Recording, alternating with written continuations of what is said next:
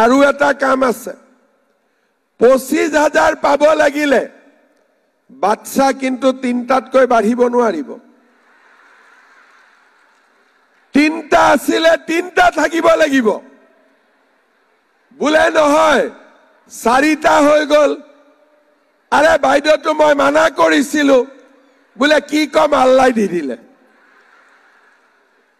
খুদিলে কয় আল্লাহ দি দিলে এতিয়া আপোনালোকে মোক কক আল্লাহ ঘৰত আহি কাবাক বাচ্চা দিয়ে নেকি আল্লাহটো নিদিয়ে যি হয় গিৰিয়েক আৰু ঘৈণীয়েকৰ মাজতে বাচ্চা হয় আল্লাহটো ইয়াত নাহে ভগৱানটো ইয়াত নাহে গতিকে আমি আল্লাহ কিয় কব লাগে ভগৱানক কিয় কব লাগে আজিৰ পৰা আমি গৈ আমাৰ মাত্ৰ গিৰিয়েকক কব লাগে 3টাই হ'ব 4টা হ'ব নোৱাৰে কাৰণ আমি লাখপতি বাইদেউ হ'ব লাগিব মই ঠিক কৈছো নে নাই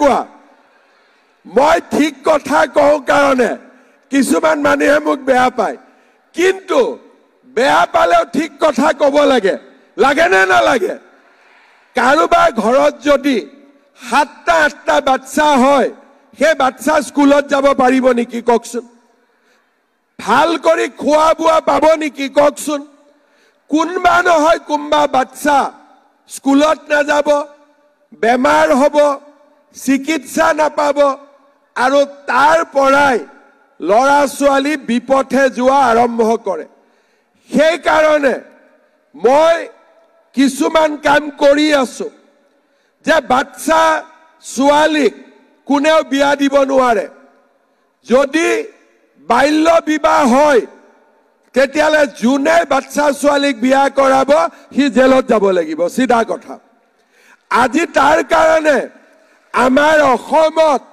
বাচ্চা ছোৱালীৰ বিয়া কমি গৈছে বাপেক মাকে মোক খুদিছে যে ছোৱালীকটো বিয়া দিয়া নাই কি কৰাম মই কৈছো পঢ়াওক বুলে পঢ়াবৰ কাৰণে আমাৰ টকা নাই মই টকা দিছো নিযুত মইনা আঁচনি আপোনালোকে ছোৱালীক পঢ়াওক টকাৰ কথা চিন্তা কৰিব নালাগে আজি আমাৰ ছোৱালী কলেজলৈ গৈছে দেখিলে ভাল লাগে সৰু সৰু ছোৱালীবোৰ আগত বিয়া হৈছিলে এতিয়া কলেজত যায় 25 তাৰিখে মই আৰু এখন নতুন কাম কৰিব গৈ আছো সেইটো হল এটা পুৰুষে এটা মতা মানুহে যদি সেকেন্ড টাইম বিয়া কৰায় হি 7 বছৰ যে এটা মতা মানুহে যদি সেকেন্ড পুৰুষে এটা মতা মানুহে যদি আগত বিয়া হৈছিলে এতিয়া কলেজত যায় 25 তাৰিখে মই আৰু এখন নতুন কাম কৰিব গৈ আছো সেইটো হল এটা পুৰুষে এটা মতা মানুহে যদি সেকেন্ড টাইম বিয়া কৰায় হি 7 বছৰ জেলত যাব লাগিব হি 7 বছৰ জেলত যাব লাগিব আমাৰ বাইদেউ তোৰ ভাল লাগিছে নে নাই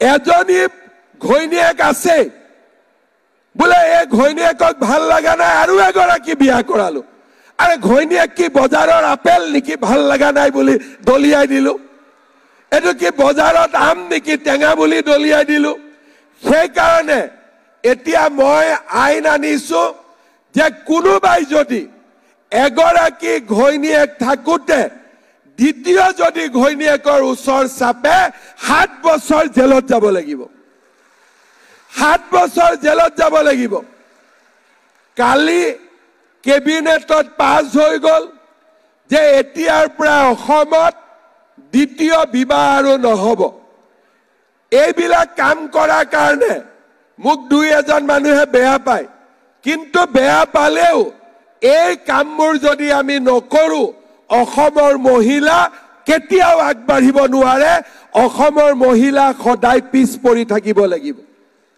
কথা নাই বাৰ্তা নাই বাচ্চা নিজে জন্ম দিও দোষটো আল্লাহক দিও হ'ব পাৰিব নেকি তেনেকুৱা এইবিলাক নিয়ম আমি ভাঙিব লাগিব আৰু পুৰুষ মহিলা সকলোৱে বুজিব লাগিব যে মহিলা কেনেকে আমি সন্মান কৰিব লাগে, মহিলাক কেনেকৈ আদৰ কৰিব লাগে, মহিলাক কেনেকৈ আমি আগুৱাই লৈ যাব লাগে।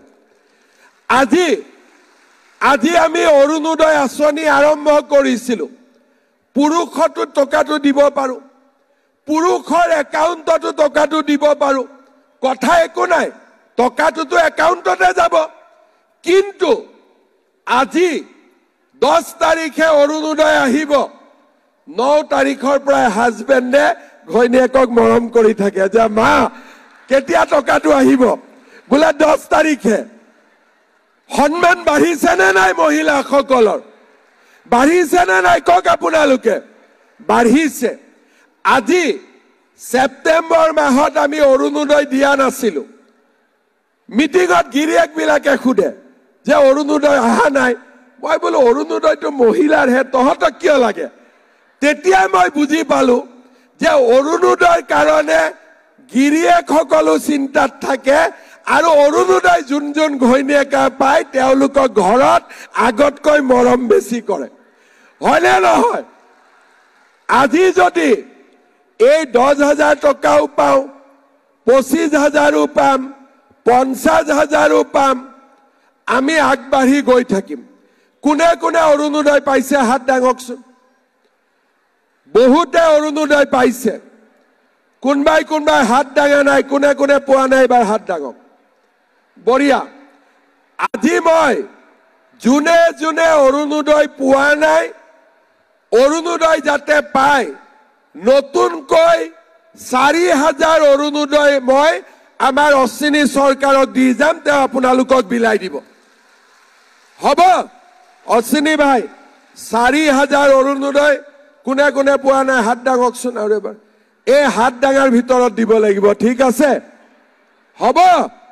লাভ হৈ গ'ল নে নাই আজি মিটিঙত আহি? আকৌ হ'ল নে নাই? 10,000ও পালে, অৰুণোদয়ো পালে। আজি ৰাতিপুৱা আমি আৰু এখন নতুন আঁচনি আৰম্ভ কৰিছো যে আমি 117 টকাত 1 কেজি দালি পাম, 1 কেজি চেনি পাম, 1 কেজি নিমখ পাম।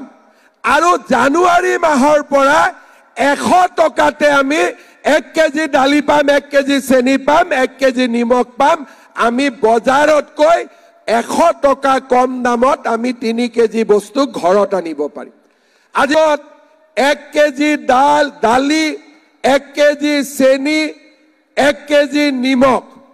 আৰু আগলৈ গৈ ফেব্ৰুৱাৰী মাহত অৰুণোদয় পোৱা মহিলাসকলক মই আৰু এটা ডাঙৰ উপহাৰ দিবৰ কাৰণে গৈ আছো। ভাল উপহাৰ হ'ব, পুৰা ৰেডি হৈ থাকক ফেব্ৰুৱাৰী পোৱালৈকে। ফেব্ৰুৱাৰী মাহত আপোনালোকে আৰু ভাল পোৱাকৈ মই আপোনালোকক এটা ডাঙৰ উপহাৰ দিবৰ কাৰণে গৈ আছো। এতিয়া নকওঁ, এতিয়া ক'লে কংগ্ৰেছীবিলাকে বহুত বেয়া পাই যাব মোক। সিহঁতি অলপ চিন্তা কৰি থাকক কি দিম বুলি। লাষ্টত আপোনালোকক আমি দি দিম, কিন্তু লুঙি নিদিওঁ, সেইটো কনফাৰ্ম হ'ব। লুঙি আৰু ধুতি নিদিওঁ, আমি আপোনালোকক ভাল উপহাৰ এটা দিবৰ কাৰণে গৈ আছো। যিসকলে আগতে চৰকাৰ দেখিছে,